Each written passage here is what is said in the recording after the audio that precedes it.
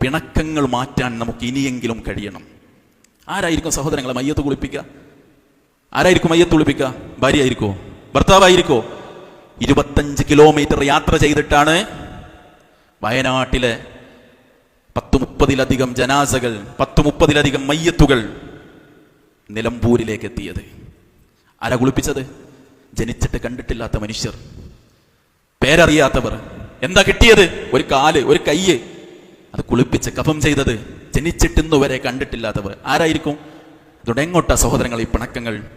ഒരു മെസ്സേജ് കണ്ടില്ലേ, ഒരു സഹോദരിയുടെ മെസ്സേജ്?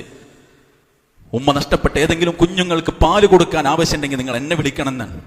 നൊന്തുപെറ്റ മക്കളില്ലേ, പോറ്റി വളർത്തുന്ന മക്കൾ, നാം കണ്ടിട്ട് പോലും ഇല്ലാത്ത ഒരാൾ നമ്മുടെ കുട്ടിക്ക് പാല് കൊടുക്കേണ്ടി വരുമെന്ന് ജീവിതത്തിൽ ഒരിക്കൽ ചിന്തിച്ചിട്ടുണ്ടോ സഹോദരങ്ങളെ? നമ്മൾ ഉണ്ടോ?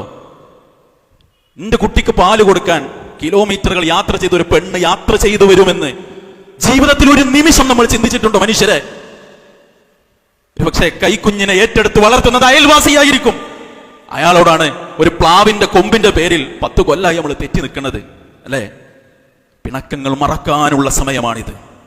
ഉമ്മാനെ കണ്ടിട്ട് എത്ര ദിവസമായി? ഉപ്പാനെ കണ്ടിട്ട് എത്ര ദിവസമായി? എളപ്പാന്റെയും മൂത്താപ്പാന്റെയും വീട്ടിലെത്തിയിട്ട് എത്ര ദിവസമായി? എങ്ങോട്ടാ സഹോദരങ്ങളെ കാത്തു നിൽക്കുന്നത്? ബോഡി പോലും തിരിച്ചറിയാത്ത അവസ്ഥയിലേക്ക് ആളുകൾ മാറും. തെരയും നമ്മൾ. ആ തെരഞ്ഞു കിട്ടുന്ന മയ്യത്തിന്റെ മുന്നിൽ എളാപ്പയാണ്, മൂത്താപ്പയാണ്, ജ്യേഷ്ഠനാണ്.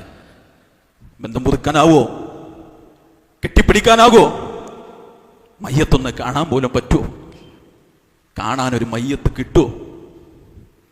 കൈയാണ്, കാലാണ്, ഉടല് നഷ്ടപ്പെട്ട തലയാണ് നമ്മുടെ സഹോദരങ്ങൾ തുണിസഞ്ചികളിൽ എടുത്തു കൊണ്ടുപോകുന്നത്.